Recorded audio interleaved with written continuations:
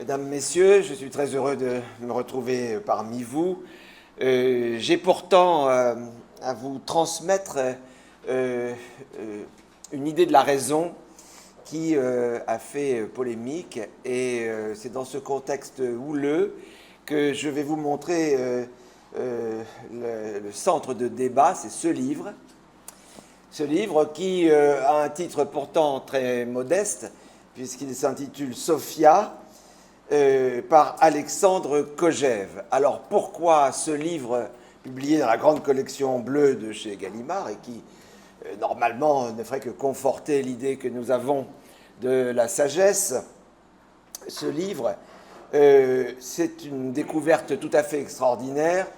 On a retrouvé à la Bibliothèque nationale un ouvrage qui fait en vérité le double, parce qu'on attend un second volume, de ce Sophia de Kojève, le double, sous la forme d'un manuscrit écrit en russe, et qui est une œuvre donc totalement inconnue d'un philosophe qui avait marqué la pensée française au plus haut point, un russe, Alexandre Kojevnikov, dit le fameux Kojève.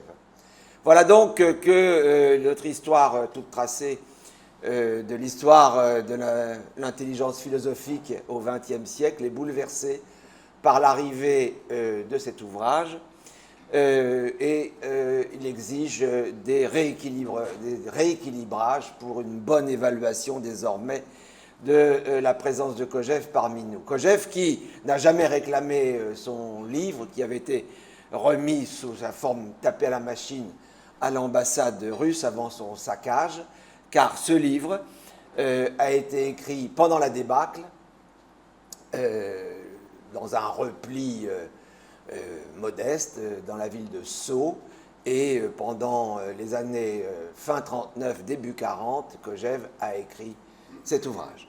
Et pourtant, sous cette image imprévue, vous pouvez vous demander en quoi il y a polémique autour de ce livre. Eh bien, la réponse est très simple, c'est que cet ouvrage est dédié à Staline et il représente une sorte de plaidoyer-éloge pour le marxisme-léninisme comme Staline pouvait le concevoir, c'est-à-dire avec les forces de répression que chacun d'entre nous peut imaginer. Alors, se pose une première question, hein, comment se fait-il que Gallimard ait publié un hommage à Staline de cette ampleur l'année dernière? Ça, c'est un point mystérieux. Deuxièmement, pourquoi aujourd'hui, vous, architectes, vous avez besoin du soviétisme, comment dirais-je, déterminé d'Alexandre Kojève? Tout cela peut se résoudre d'une façon complexe, mais au moins par une formule. Kojève est une telle puissance de pensée que même quand il se trompe, et d'ailleurs, comme vous savez, d'autres se sont trompés après lui, Sartre, son conjoint ou son homologue ou son contemporain n'était pas en reste. Donc, il se trompe d'une façon tellement géniale, me semble-t-il, que je me suis donné pour vocation, en accord avec Karim, de donner quelques éclats de cette œuvre. Alors, je vais donc maintenant me saisir de mon propre papier pour essayer d'intéresser votre esprit aux dialectiques, puisque c'est une pensée issue de la grande école hegélienne, la grande école hegélienne russe que Kojève a transmise à la France. Et alors que le monde s'écroule à Sceaux en 1940, voilà comment notre ami a lancé ses propositions les plus étranges, les plus scandaleuses. Je vous laisse trancher. Alors d'abord, je reprends une circonstance de départ. J'ai eu recours à cette Sophia parce que je partais en Chine pour un long séjour d'enseignement. Je cherchais une pensée à la mesure de cette rencontre que déjà Malebranche et Leibniz avaient esquissée, la raison occidentale, instruite par la critique de l'occultisme de la Renaissance, au nom des idées physico-mathématiques de la mécanique galiléenne, pouvait, dès le XVIIe siècle, tenter une rencontre avec la Chine. Mais nous, au XXIe siècle, sommes-nous armés pour la Chine? À force de dénonciation du cartésianisme, maître et possesseur de la nature, et des méfaits colonisateurs de l'Europe, disposons-nous d'une proposition intellectuelle à la mesure des affrontements géopolitiques que la Chine, devenue le magasin de l'Europe, nous contraint d'embrasser. Certes, nous avons bien les antimodernes avec leur tête René Guénon pour proposer le bilan accablant, mais instruit, du rapport entre Orient et Occident. Mais nous ne sommes plus au temps de Gide ou de Claudel, et il n'est plus temps pour nous de proposer une défense de l'Occident à la façon d'Henri Massis pour empêcher de se faire chinois. Déjà Chateaubriand voulait nous protéger de nous revêtir, disait-il, des robes jaunes de l'Asie bouddhiste. Mais l'Europe s'est dépouillée de toutes les forces de résistance qui pouvaient encore en appeler aux fondements inébranlables de l'aristotélisme et de ses diverses déclinaisons scolastiques, comme à la transcendance maîtrisée d'une religion réinterprétée sous le signe de l'ordre des raisons. Un venin profond, je crois, c'est bien pourquoi d'ailleurs je viens vous en parler aujourd'hui, un venin profond habite nos civilisations et les promesses de restauration, mot architectural s'il en est, les promesses de restauration sont le plus souvent des accélérateurs du déclin. Et pendant ce temps, nous devons, en Chine, avancer des réponses devant nos amis et collègues qui nous demandent de nous expliquer enfin. La raison occidentale, vous le savez, s'est crue assez forte pour déplacer de l'objet vers le sujet les raisons de sa domination. Elle n'a pu empêcher, en passant de la substance au sujet, comme dit Hegel, d'amoindrir graduellement les figures du monde vrai, comme l'a souligné Nietzsche dans le chapitre célèbre du Crépuscule des idoles. Sous la revendication, au fond naïve, d'autonomie qu'on oppose pompeusement à l'hétéronomie des régimes anciens, la volonté occidentale, aux prises avec les Lumières, est devenue chaque jour plus âpre dans la dévastation et la dévoration des biens de la terre, au point d'engendrer une figure de la négation qu'aucune autre civilisation n'avait su prolonger jusqu'à ce degré d'abolition de soi, le nihilisme.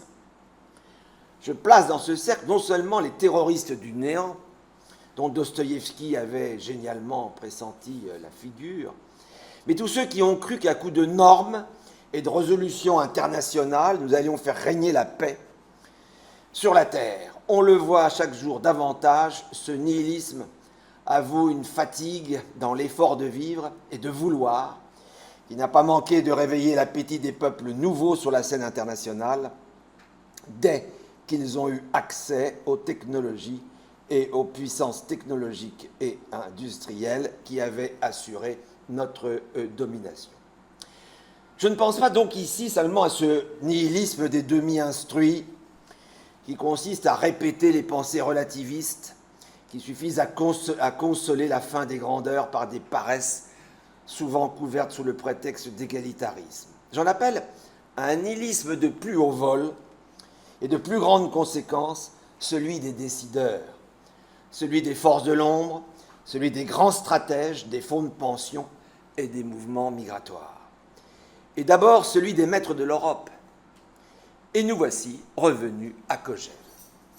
L'auteur de Sophia ne s'est pas contenté de traverser la guerre avec ses dialectiques interminables, qui l'ont conduit, comme tant d'autres, de la collaboration à la résistance. Il a hérité des forces nouvelles nées de la guerre, expert auprès de la communauté du charbon et de l'acier. Incroyable, hein, ce très grand philosophe est devenu un technicien de la communauté du charbon et de l'acier. Il a géré le pouvoir des années 50 et s'est fait, jusqu'en Chine d'ailleurs, la conscience des gestionnaires qui aujourd'hui nous soulèvent le cœur. Ne serait-ce pas le moment, c'est pourquoi j'ose dévoiler ce livre, le moment de lui demander de nous enseigner la raison des masses économiques et sociologiques égarées dans le temps présent. Kojève est peut-être haïssable comme allié de Staline, il devient terrifiant comme intelligence du système. Or, tel est précisément le savoir qui nous manque. nous nous exténuons, vous le savez, à déconstruire, ce mot atroce, nos pouvoirs organisateurs, alors qu'ils nous dominent en devenant chaque jour davantage des systèmes experts. Kojève est l'accès au système, et comme tel, il est la raison qu'il nous faut. Et si l'Europe réunie ne peut maintenir ce niveau de conscience de soi, sachons bien que la Chine, j'ai été montrer ce livre en Chine, qui tout de suite a éveillé l'attention, sachons bien que la Chine saura nous le rappeler en avançant la première dans des voies qui sont déjà celles de notre défaite. Je vais essayer, malgré l'extrême difficulté du texte, je tiens à vous dire, c'est une philosophie de très grands professionnels, donc si vous souffrez un peu, ne vous étonnez pas, vous n'êtes pas les premiers. Peut-être aussi que le livre est scandaleux parce qu'il est presque illisible. Mais enfin, il y a des gens qui arrivent à le lire, j'en fais partie. Kojève donc est redoutablement clair. Vous voyez que j'ai gardé le sens de l'humour. Si tu veux comprendre le système, c'est-à-dire le système dont je viens de parler, dont nous sommes aujourd'hui les esclaves, si tu veux comprendre le système, tu dois renoncer à Dieu. J'insiste sur cette croisade contre la transcendance, car elle ne vient pas d'un cénacle européen, elle ne vient pas de la rue d'Ulm, elle vient des plaines russes et des foyers de l'orthodoxie elle-même. Elle en a le pouvoir d'extension et la lumière fiévreuse. Elle va porter pour nous le visage de celui que j'appellerais volontiers un Attila contemporain, Kojève. Depuis les œuvres certes inspirées d'Emmanuel Lévinas, donc l'œuvre de Lévinas, l'Occident a cru que le dernier recours, après la fin du millénarisme communiste, serait à placer du côté de la fameuse transcendance. Anonyme pour les écrivains après Blanchot, ouvertement religieuse malgré les dénonciations de Dominique Janicot, transcendance fut le mot des années 80. Transcendance qui plaçait sous le régime d'un autre absolu toute ouverture de la pensée à ces objets.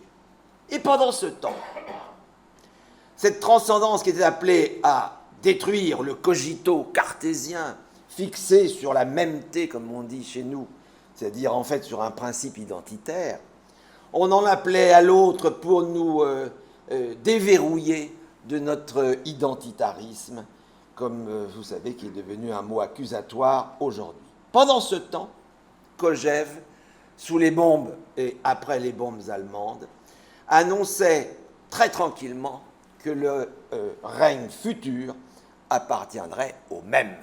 Voilà quelqu'un qui, venu de Russie, n'hésitait pas à préférer le même à l'autre. Ainsi, Kojève a développé un système du même au moment même où l'intelligence choisissait la transcendance de l'altérité. Sous l'effet des relais académiques, il fut rapidement évincé au point qu'il est devenu un expert industriel, évincé malgré un vrai ami qui était André Malraux, qui avait su placer la transcendance du surnaturel dans l'art sous le signe de la métamorphose des dieux. Malraux montrait une force d'homme précaire que nous devons toujours saluer. De l'autre côté, les phénoménologues, les structuralistes même, les existentialistes se sont accordés sur l'éruption d'une transcendance libératrice au cœur de nos névroses de civilisés. Des avant-guerres, même l'ego sartrien est affublé de transcendance quand il s'agit d'accomplir un acte libre dans le monde saturé des situations.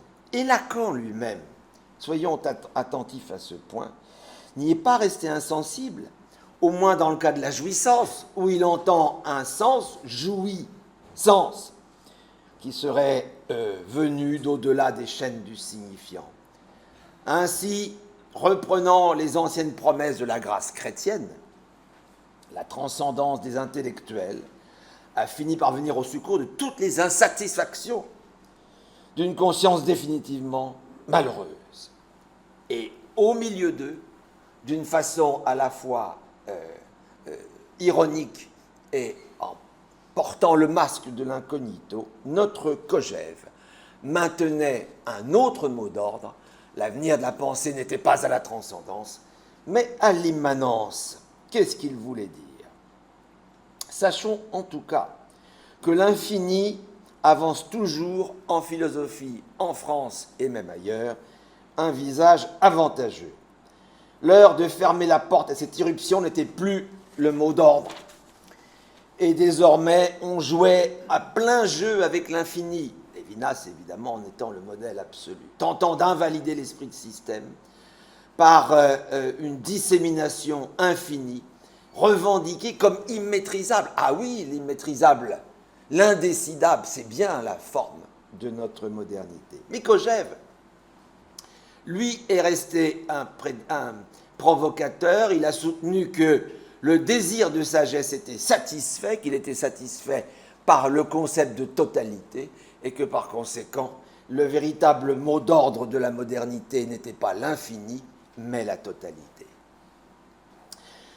Et donc, Kojève a réussi à proposer, dans le secret, puisqu'il a laissé son livre en partant en zone libre en 40, été 40, il a laissé son livre à Bataille, qui l'a placé gentiment dans un placard où on l'a retrouvé des dizaines d'années plus tard. Pourtant, il avait trouvé le mot. Et je voudrais ici saluer quelqu'un qui, lui aussi, à part Malraux, dont je parlais tout à l'heure, avec la différence avec Lacan que je viens de rappeler, l'importance de Guy Debord ici. Sa Société du spectacle démontre pièce à pièce le grand show du monde contemporain.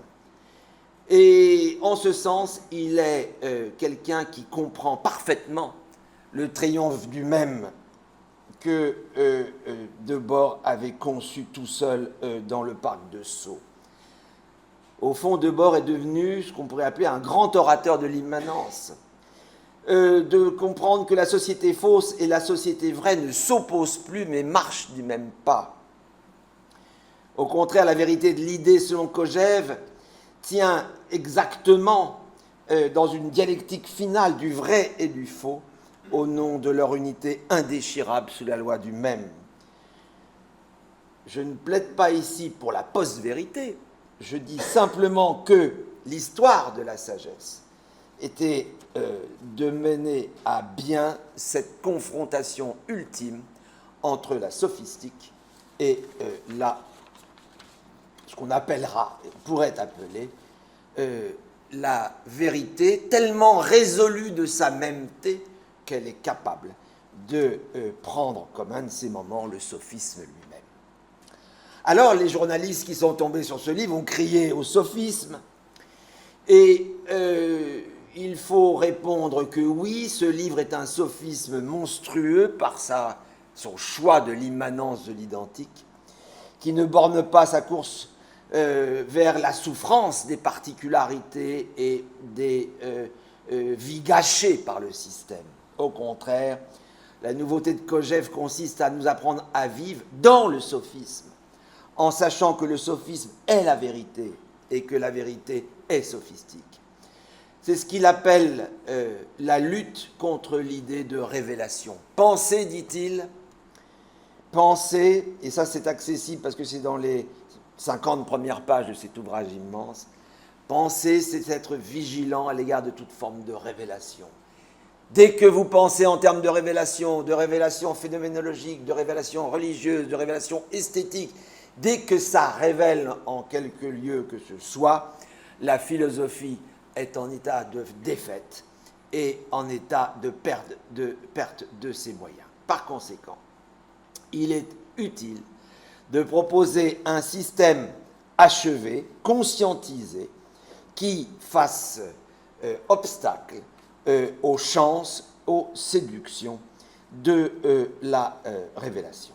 Voilà donc un propos scandaleux, absolument opposé au fond à ce qu'on pourrait appeler l'intellectuel extatique, mais encore incapable de se tenir simplement dans la ligne d'une laïcité, puisqu'il ne s'agit pas que l'État protège les attitudes religieuses privées et se fasse le garant, au fond, des expériences spirituelles libres de chacun de ses citoyens, mais au contraire de donner au roi, au philosophe roi, une puissance d'écriture, une puissance de pensée qui montre que l'immanence est l'avenir de l'humanité et qu'il n'y a aucune autre signification que celle qui se déploie dans cette ligne. Vous comprendrez, vous comprenez mieux pourquoi ce livre peut faire grincer des dents et pourquoi il nous intéresse. Il nous intéresse parce qu'au fond, ce déploiement soviétique du concept hegelien est-il si différent du système de leur présence? On s'est aveuglé ou protégé derrière le simulacre de la chute du mur de Berlin. Mais en réalité, est-ce que le système totalement organisé européiste n'est pas exactement la vérification des hypothèses de Kojève et que Kojève était présent avant la chute du mur, d'abord dans la communauté du charbon et de l'acier, et qu'il le fut après la chute du mur par ce manuscrit retrouvé dont je vous parle à l'instant présent. Par conséquent, on pourrait dire que les fameuses élites mondialisées, aussi epsteiniennes que vous voulez qu'elles soient, sont en réalité des serviteurs zélés du système de Kojève et que nous détenons exactement la mesure du système qui, d'ailleurs, à l'heure actuelle, et pour des raisons géopolitiques très très violentes, est en train de se dévoiler. Alors, j'achèverai ma traversée trop rapide de cette œuvre colossale et insupportable, je tiens à vous le dire, en vous montrant qu'il existe depuis longtemps une façon de conduire sa pensée dans le sens de l'immanence et que l'immanence n'est peut-être pas si tragique, si obtuse, si oppressive que ce que nous pourrions penser à nous qui sommes devenus des drogués de la transcendance et des amoureux de la révélation.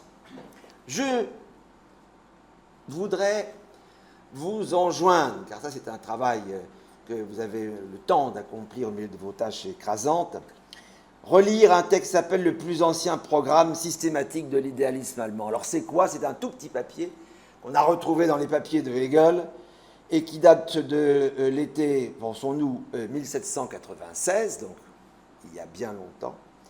Et dans cet ancien programme, figurez-vous, Hegel, qui a rédigé le texte, Schelling, qui l'a pensé, et Hölderlin, les trois extraordinaires esprits contenus dans le Stift de Tübingen, ont médité sur la Révolution française et se sont demandé si c'était le modèle qui permettait l'avenir de la métaphysique.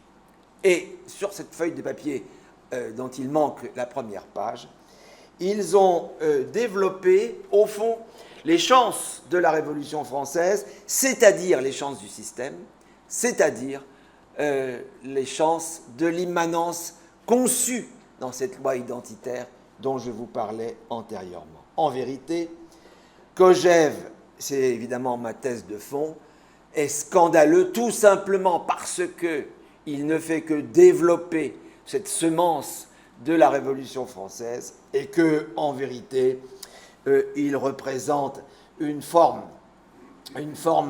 d'insolence qui est simplement l'évidence insupportable du développement de notre civilisation. Alors, pour légitimer ce point de vue, je vais vous donner une dizaine de thèses qui se trouvent dans le texte de ces jeunes intellectuels fulgurants, et c'est ce que j'appellerais la joie de l'immanence et la chance de l'immanence, ce qui finalement nous conduira, comme vous le verrez, à l'architecture. L'idée est la suivante, il n'y a qu'une... Ça, donc, je commente le texte de ces anciens, il n'y a qu'une création ex nihilo.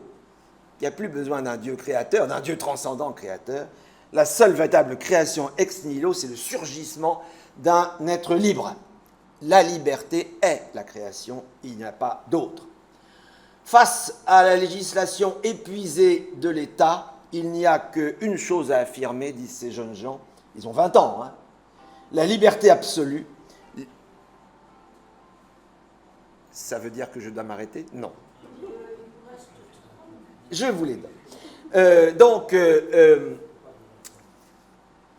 Donc c'est l'éclatement ou l'affirmation de la liberté absolue qui nous oblige à renoncer à chercher un Dieu et l'immortalité de l'âme hors de nous-mêmes, c'est-à-dire dans l'autre. Ils ajoutent, ces jeunes gens, que si nous accomplissons ce renversement du divin en nous, la raison trouvera un nouvel âge, ça sera la raison esthétique, et que l'esthétique devient le sens de l'histoire. Il ajoute que ce geste esthétique ne parviendra à son accomplissement que si il est capable de porter un geste de rassemblement du peuple qu'il appelle d'une façon extraordinaire une mythologie de la raison. Il faut un nouvel âge mythologique et c'est la raison qui emporte le poids de construction. Alors, bien sûr, étant donné qu'il me reste si peu de temps, je passe à ma conclusion. Vous avez compris, cette mythologie de la raison, c'est la Sophia de Kojève. Quelqu'un a osé, quelqu'un l'a fait, et je suis celui qui le porte jusqu'à vous. Et je voulais conclure en vous disant que finalement, n'est-ce pas cela aussi la ville? N'est-ce pas cela aussi une mythologie de la raison qui divise l'espace social, qui le construit et qui finalement en fait une beauté que j'appellerais d'un mot qui est commun à notre métier et au mien, l'architectonique. Architectonique de la raison, architectonique des constructions. Je crois, et ce sont mes derniers mots, que rien ne résiste à ce pouvoir architectonique, qu'il est vain de refuser l'âge du système, et que si nous le refusions, la machine, je veux dire l'intelligence artificielle, nous l'imposerait, et qu'il s'agit plutôt d'aménager les rues de l'intelligence artificielle, c'est-à-dire de l'architectonique de la construction, si nous voulons comprendre quelque chose à notre temps, et si nous pouvons encore, philosophes et architectes, partager une espérance de bâtisseurs. Je vous remercie.